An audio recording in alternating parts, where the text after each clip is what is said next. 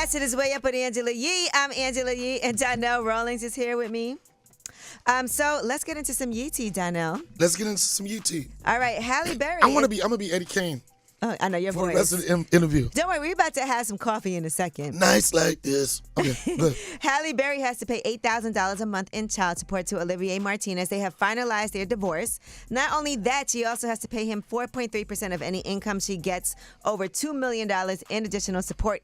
And she got to pay her son's private school tuition, uniforms, and school supplies, and any extracurricular activities, and pay him back for any of the costs for this year. What's the visitation situation? Because you got the money part, but how often will he get to see his kid? They have joint legal custody. Oh, yeah?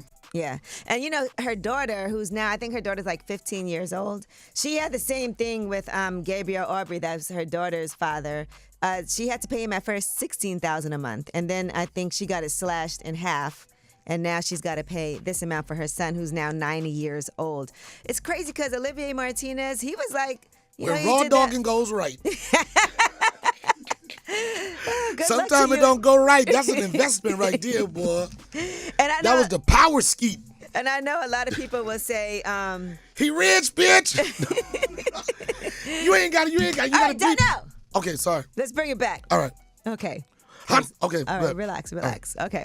All right, let's move on. Allen Iverson is bringing his own weed strain to Pennsylvania, and he's going to be celebrating that in Philly. He's actually working with Al Harrington. You know, Al Harrington has his brand Viola. Yeah, he's been in the business for a while. Yes, he has. And they also have like a women's part of that too for Wellness for Us. Really? Yeah, there's like some intimacy drops and things like that. What is an intimacy drop?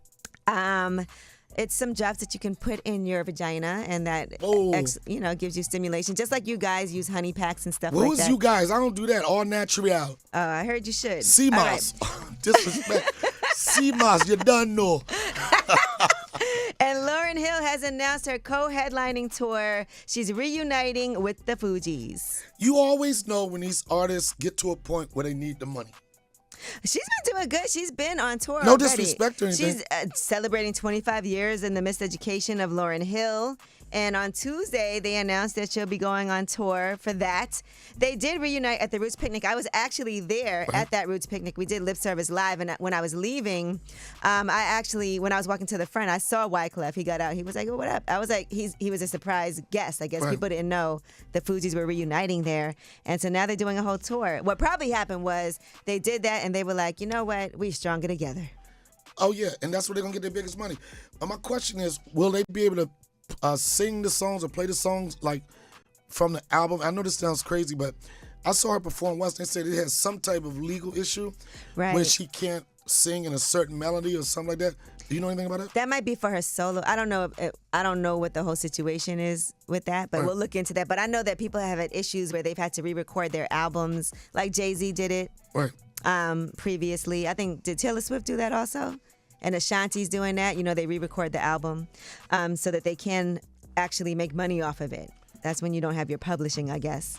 So now Pras is also facing up to 20 years in prison because he was found guilty of that whole situation with helping China influence the U.S. government. So he's waiting for his sentencing with that. So that might be another reason.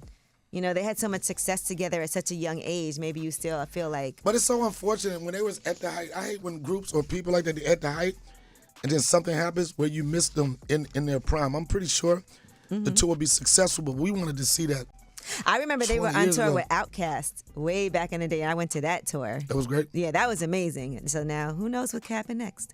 All right, Blueface was stabbed by a stranger while he was training at a LA boxing gym.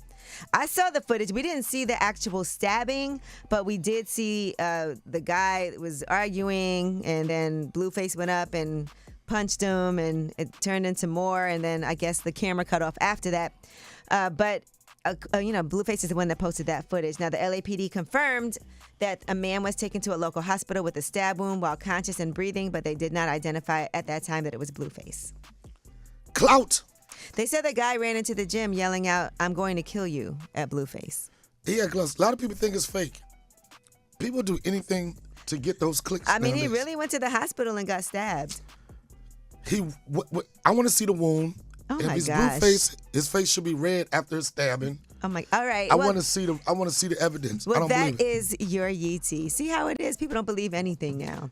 And when we come back, we have About Last Night, and that's where we discuss what we did last night. I feel like this is all you, Donnell, to talk about.